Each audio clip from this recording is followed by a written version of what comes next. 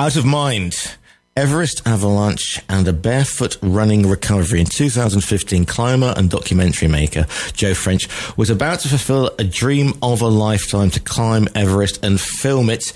Then tragedy struck and Joe found himself at the epicenter of an earthquake which killed nearly 9,000 people.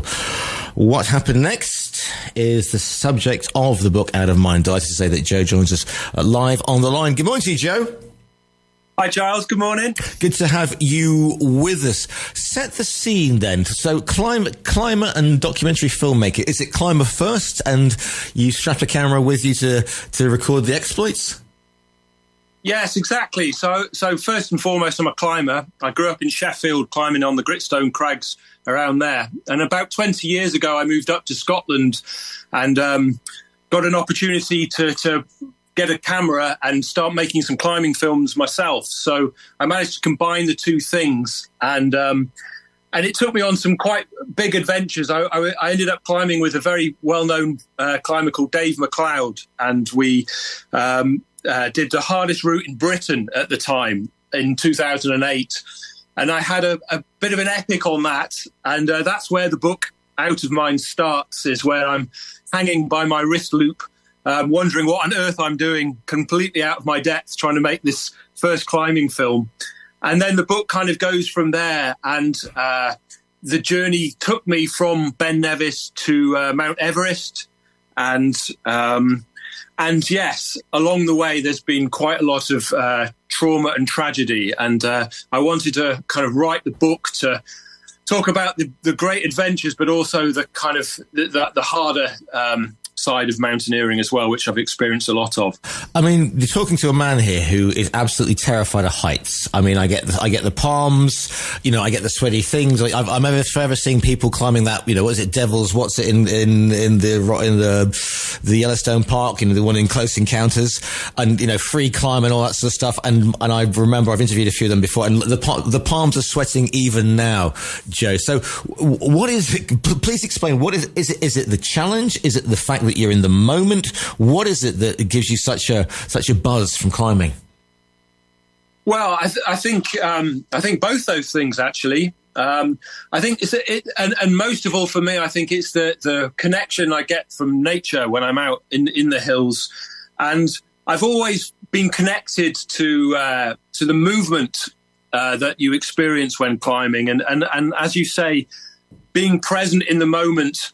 You're only thinking about the next move. You're kind of very aware of the texture and the feeling of the rock you're moving or the mountains. And this has always drawn me to it. But kind of when you start filming in the mountains, you haven't got quite that same connection because you're having to be work as a professional as well. So you do get moments where you can kind of tune in and try and be present, but a lot of the time it's quite full on, and you're thinking about shots and angles and audio and all sorts as well. So combining the two is a great way of combining two passions, but it doesn't always work out that simply. And then there's Everest, which is, Ben Nevis is a formidable peak, and anybody who thinks otherwise gets a very rude awakening if they think it's just a sort of hike up to a nice National Trust park. But Everest is a completely different beast, and although we went through a period, say, of mass tourism almost up there and people going up in huge amounts, it's still challenging. Oxygen, the extremes, the changeability of the weather, and the fact that you can't do it on your own. So what was the prep for that? And as you sat there on that first day, what were you feeling? Well, actually, the book, I talk about 3 trips to Everest. In 2014, I went along and we were going to film the first wingsuit jump from the summit. But it was a very big production, and I couldn't quite believe I was there after just learning to film on the slopes of Ben Nevis just a few years earlier. But there I was about to film this live broadcast. But then tragedy struck, and 16 Sherpa were killed in the icefall that year, which was the biggest disaster ever to happen on Everest. It was a really challenging situation to be in, and also to be there with a camera and having to film the aftermath of it. And it was quite a full-on experience, which took a while to recover from. I then came back from that, and my wife, Julie, was diagnosed with cancer. We have a young family. And then I went back in 2015 after my wife had finished her treatment. She made a full recovery, but it was still quite a challenging time. And went back in 2015, just to base camp. I wasn't going to climb this year. What could go wrong? And then a huge avalanche was triggered when a big earthquake, a 7.8 magnitude earthquake, hit Nepal. As you said earlier, 9,000 people across the country were killed, and 22 at base camp. And I found myself, buried by this avalanche and facing, a very near-death experience. What were your thoughts when you sort of broke surface or got out? Was it like, I've got to get back? It must be very difficult to keep filming or to try and make something of the material, because then you are a human being first and the documentary maker second. You're absolutely right. And I think this is why I really wanted to write the book, because I obviously was very lucky to survive. All my airways filled up. I was suffocating. And then it stopped. But after it stopped, I then had some very difficult choices to make in the aftermath about how best to kind of film in amongst so much trauma and tragedy. And the decisions I made then at the time, obviously were really important, because when I came home from that, I did suffer from a kind of period of post-traumatic stress, which I was really analysing everything I'd been through in minute detail and replaying things over and over again in my mind. So this journey of healing from that has continued from that day. I went back in 2016 as well to film another series, which was a tough choice to whether I should go back or not. But I did go back and faced pretty much a little breakdown as I walked back into base camp for the third time and the third year on a row, with all the things that I'd been through. But ultimately, it was a healing thing to go back and experience being back there and have a chance to say to see the people I'd left in such tragic circumstances the year before. How? And this hope doesn't sound like a stupid question, but how did you recognise that you were suffering trauma? Well, I think that I was out on my bike one day, and I was cycling down a hill, and this is one of the things I realised, was that the sound of the wind in my ears as I was cycling down the hill was enough to trigger an avalanche coming again in my mind. I think that the sound created a kind of audio hallucination. And I think the thing with post-traumatic stress is that your fight and flight gets kind of stuck to on. And so even the kind of smallest triggers can actually can flood your system with the same kind of chemical reactions as if the event was happening all over again. So once this started happening, I was obviously having nightmares, and I really thought that I should go and see a doctor, which I did, and went and had a chat with the doctor. But that's when I also discovered that going into nature and this barefoot running and this cold water immersion was really starting to help me. So yeah, how did you come across that? I mean, cold water. Are we talking the Hoff here? Are we talking the Iceman, or was he a starting point, because he's pretty famous for that? And barefoot running. I mean, pretty hard on the soles of the feet. I mean, but I suppose an immediate connection with the land. Yes. What I found is that I kind of needed to ground myself. I was kind of lost in my thoughts, and actually I didn't decide to start running barefoot. I think my wife Julie was just a bit, the smell in our boot room from my trainers was getting a bit overwhelming, because the forest that I live to next door to is very wet underfoot, and I was spending a lot of time in there. So I thought, why not just take my shoes off? And I just immediately felt this wonderful connection between this lovely, thick, soft blanket of moss we've got inside the forest.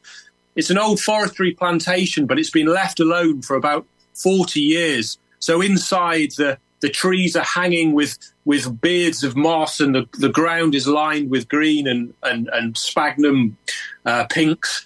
And just to be in there barefoot was fantastic and calming, and I could be alone in there. And I started to run, along these deer trails and lose myself in the moment. And what I found was that it was very similar to the climbing experience when I used to climb on the rocks down in Sheffield and on the mountains in Scotland, is that you're very focused on the next move, and you're very in the moment when you're doing that activity. And actually, this barefoot running, I was having to use the same kind of focus, because, as you said, it can be sore underfoot, and if you get it wrong, you can, whack your foot on a tree trunk or on a branch or something like that. But to actually be present and be thinking exactly where your foot is landing gave me a little break from the traumatic replay of thoughts that was going through my head, and actually took me into the moment.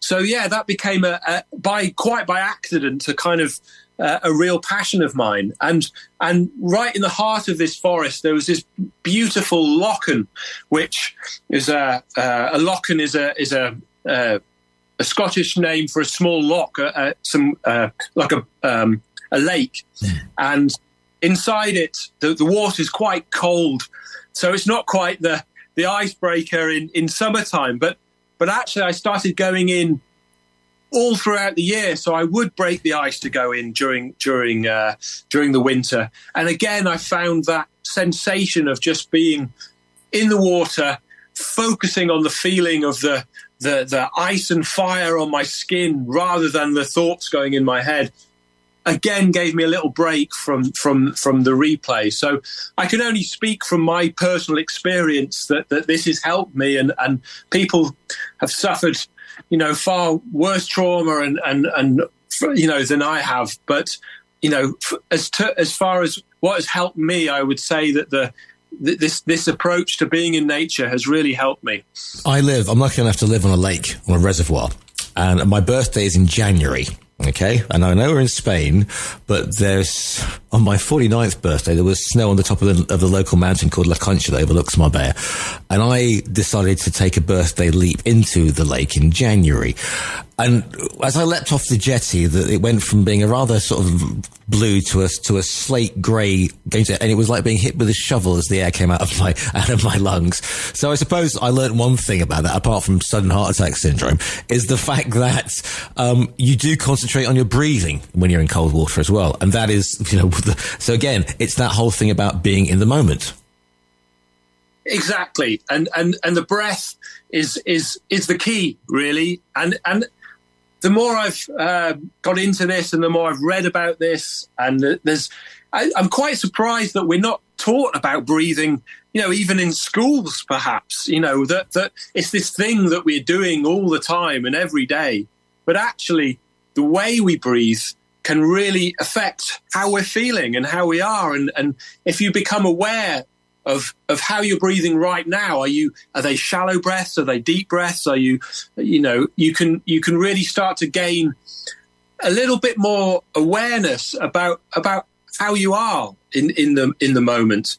And I think getting that awareness to what's also going on in your mind is a really helpful thing. And the breath, whether you're barefoot running or you're in the cold water and you're focusing on your breath, or you're just sitting down and tuning into it, can be so helpful. And, I wish someone had taught me that a lot earlier in my life.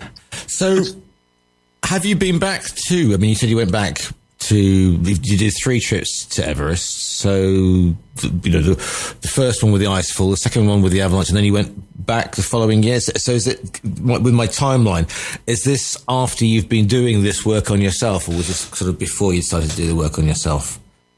So this was before, but actually I started, when I started writing, I didn't set out to write a book, I don't think. I just set out to try and understand the thoughts that were kind of going around my head a bit, and by getting them out on the paper or on the laptop, seemed to give them some order and some narrative. And while I was doing this, I started running as well. So the running became part of the writing, and the writing became part of the running, and the whole thing kind of just evolved. And this took me about 3.5 years to get this book to this stage. And then after it, I decided I did want to go back to Nepal. So actually, whilst I was running in the forest earlier this year, I suddenly had an epiphany that I had to go back.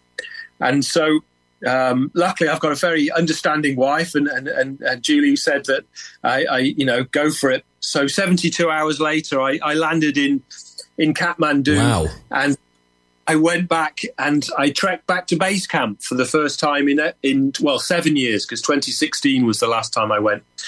And it was very interesting to see that despite 7 years passing, I still cried on the way into base camp. There was still a lot of emotion there. And I guess what that made me realize is that recovering from trauma is an ongoing process. And I don't think I'm going to get a certificate one day saying, right, that's it, finished, you're done. And even that in itself is quite helpful to allow myself to have that time and not put the pressure on myself that I must get over this and that there is a definite endpoint to it, but more to allow it to become part of who I am and accept it. And the other thing with trauma is the fact that it's by its very nature, it's life-changing. Nobody has a little bit of trauma. You have trauma, bam. And so it's not perhaps, like you said, you don't get your bronze star for managing trauma, for surviving trauma, or a diploma. But what you get are the tools to manage it, so that if you do get blindsided, and I should imagine you don't get, it's not a question of, I feel a rumbling of trauma. It'll just come out of a moment, of the way the light falls, of a piece of music, of a sound, and then you're back there again, like you said, with your ears. Then at least you can say, right, I've got this set of tools that I can employ, so I don't end up as I was before. Absolutely. And it's an ongoing process. And, I think that for me, having those tools that I've just kind of discovered in myself, I'm still going out barefoot running. I don't run barefoot everywhere. It's very condition dependent. Where I live is a very soft forest I can run on, but I also like putting my trainers on and running in the mountains as well. But I think that what it has given me is an awareness that once I do start getting lost in stress, I think that stress is something that, whether it's acute kind of post-traumatic stress or it's just the stresses of day-to-day life, you can kind of get caught up in it to different degrees. And having some awareness of that, I kind of feel like almost now I've had those big experiences of this acute stress that it's about managing the flow of day-to-day stresses that I'm still going to encounter in everyday life. I still work in television. I'm a producer-director. I work on some quite high-profile shows. I'm a father. I've got 2 young girls, and life's busy and it is unrelenting, and you've got to kind of keep moving forward. And if you can develop a kind of tool set to help you with that, then that can be very helpful. Is that perhaps why you wrote the book? I mean, I know it wasn't to begin with, I'm going to write the book on how to survive trauma, PSTP, but it's funny how these things evolve, and suddenly you go, oh, okay, and it all clicks into place. Yeah, exactly. And as I said, I mean, I can only speak from personal experience because everyone has to find their own way through it. I mean, I suppose, but for me, it's almost quite daunting sharing it with the world, you know, and writing so honestly about the things I've been through. But I've done so in the hope that, you know, others can share it and maybe get something from it, and if they can, that's all been worthwhile. Joe, to describe that as quite daunting, when you began the interview by saying you were hanging off a piece of rock with one hand, you know, I mean, I write, and trust me, I mean, the daunting of a blank page or a computer screen pales to insignificant when when you're whatever feet above the ground on your fingertips. Yeah, you'd say that, but actually, I think that's fine for me to go and. For some reason, I've always been drawn to extreme activity, so that almost feels normal. But sharing my kind of innermost thoughts with the world is absolutely terrifying. And I'd much rather be hanging by my fingertips over a precipice, I think. Well, I won't swap you with that one, Joe. So there you go. The book is called Out of Mind, Everest Avalanche and Barefoot Running Recovery. It's by Joe French. If you want to check out more, go to the Talk Radio Europe virtual bookstore on tre.radio. What are you up to today? What's your average day like? Do you have an average day working in TV and production, or is it chaos management and crisis theory at all times?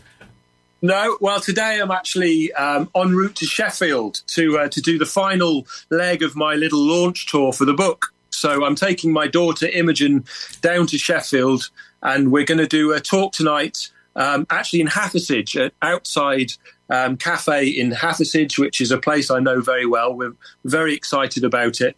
And she's going to play some class act. I'm going to play a little bit of guitar. We're going to do some reading from the book.